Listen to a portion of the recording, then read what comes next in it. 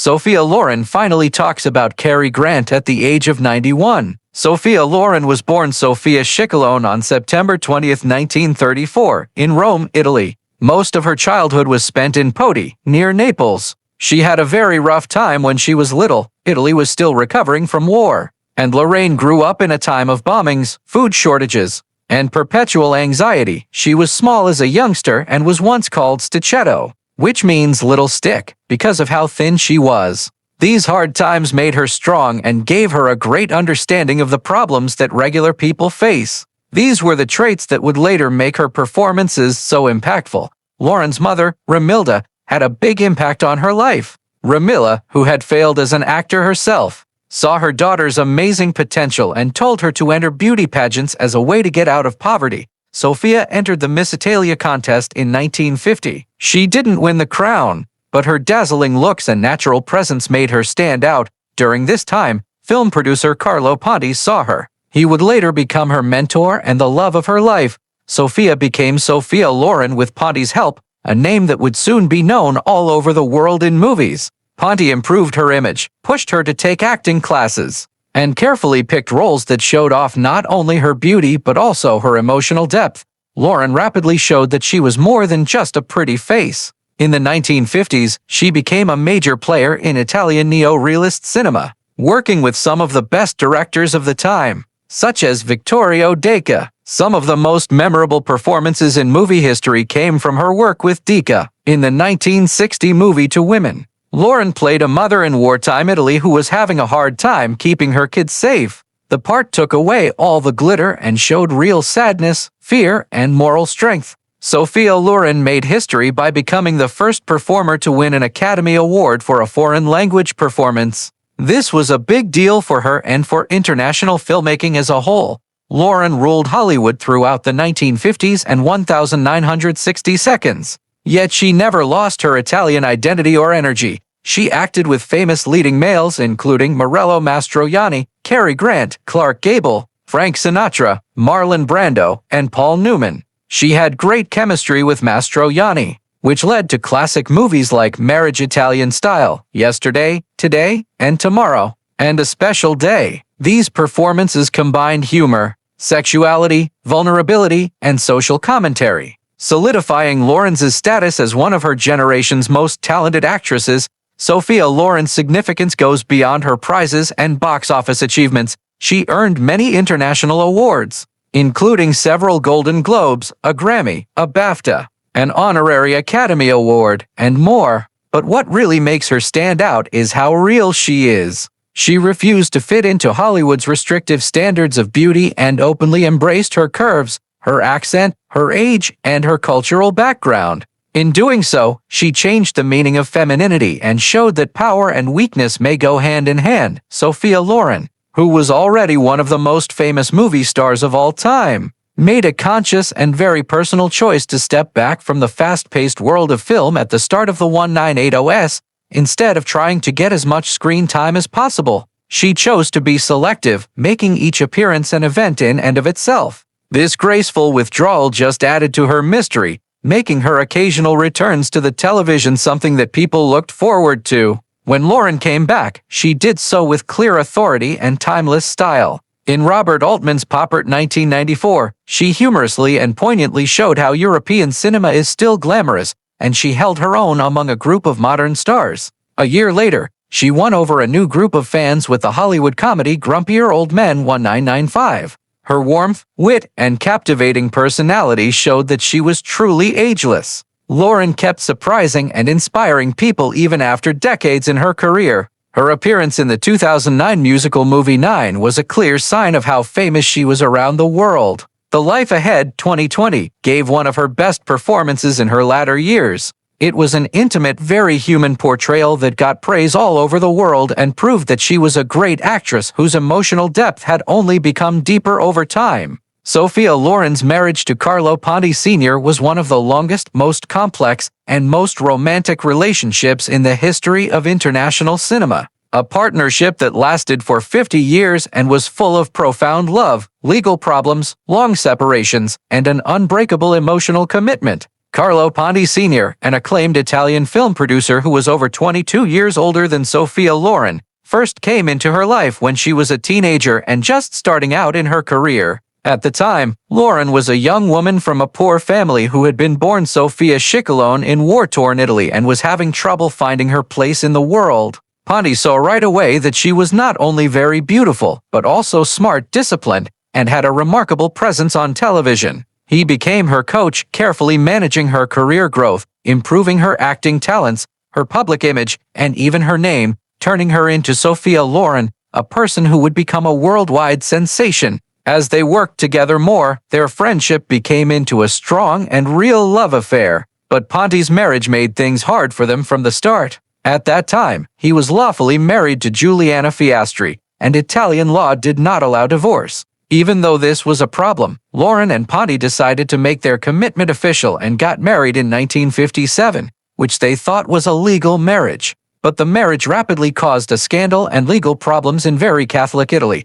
The authorities said the marriage was invalid since it was bigamous, and the pair might face criminal prosecution. Their marriage was annulled in 1962 because of a lot of stress and the danger of prosecution. This meant that they had to legally split even though they still loved each other. Loren went through a lot of discomfort during the annulment. She was quickly becoming one of the most famous actresses in the world, winning an Academy Award for her role in Two Women 1960. However, her personal life was full with uncertainty and desire. Later, Loren talked candidly about how hard it was to keep her relationship a secret and not be able to tell the world about the man she loved. For a few years, the couple mostly lived apart, but they stayed in touch and kept their relationship strong even though they were under a lot of public and private scrutiny. Carlo Ponti's narrative changed when he became a French citizen. This meant that he could legally divorce his first wife in France. Finally, the legal problems were over, and Sophia Loren and Carlo Ponti Sr. could be together again. They got married again in 1966, this time legally and without any problems. The second marriage was the start of a steady and very happy time in Loren's personal life. Finally free to be husband and wife, they moved to a quieter, more private family life away from the public eye. Loren and Ponti started a family together. They had two boys, Carlo Ponti Jr. and Edoardo Ponti, both of whom later worked in the arts. Carlo is an orchestra conductor, while Edoardo is a movie director. Loren often said that her marriage gave her a sense of emotional comfort and stability, especially when she was dealing with the stress of celebrity, Hollywood expectations, and traveling around the world. She was very successful and well known throughout the world, but she often said that she was a traditional woman at heart who was very dedicated to being a wife and mother. Carlo Ponti Sr. was a leading force in Loren's life, not just as her husband, but also as a trusted counsel and protector. Their marriage lasted through decades of changes in the film industry, changes in what people liked, and the normal problems that come with being in a long-term relationship. As Ponti's health got worse in his final years, Loren stayed by his side with the same loyalty that had always been there. Their marriage lasted until Carlo Ponti Sr. died in 2007, which ended one of the greatest love stories in movie history. Loren has said several times that Ponti was the love of her life. She has said that their relationship was based on respect, patience, sacrifice, and a deep emotional connection. She kept honoring him after he died by saying that he was the man who changed her life both personally and professionally.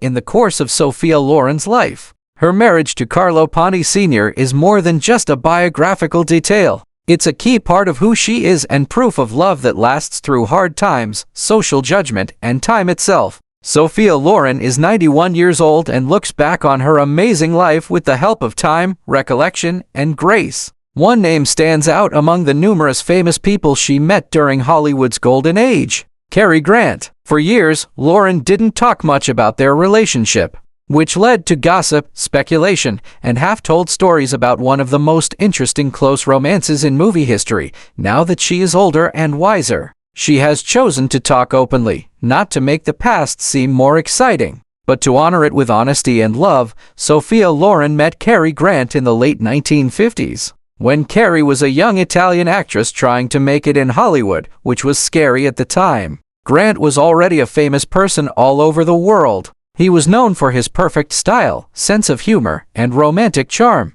Loren remembers feeling both scared and safe around him. She stated Cary made you feel safe. He was the most polished man in the room, but with me he was soft and almost shy. There was little doubt about their chemistry on and off screen, especially during the filming of Houseboat 1958, when their natural chemistry turned into romantic tension that fans loved. Loren has been open about the strong emotional bond that grew between them.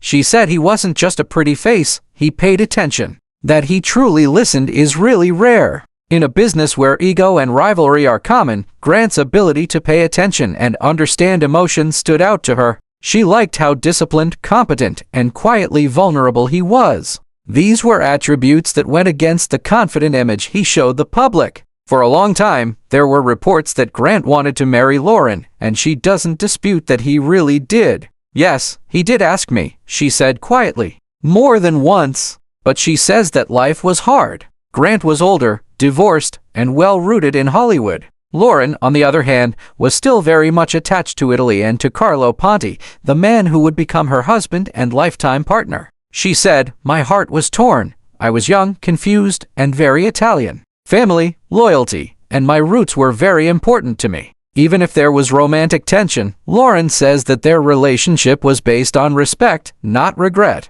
She thought, "What we had was beautiful because it was never ruined. Sometimes the love you don't live is the one that stays pure." She doesn't see Grant as a missed chance. Instead, she sees him as a beloved chapter that helped her grow as a woman and an artist. Sophia Loren also talked about Cary Grant's inner problems, admitting that his charm was based on a lot of different emotions. "He had sadness with him," she remarked. "He smiled for everyone, but on the inside he was looking for calm." A lot of people later realized that Grant struggled with his identity, insecurity, and the stress of being famous.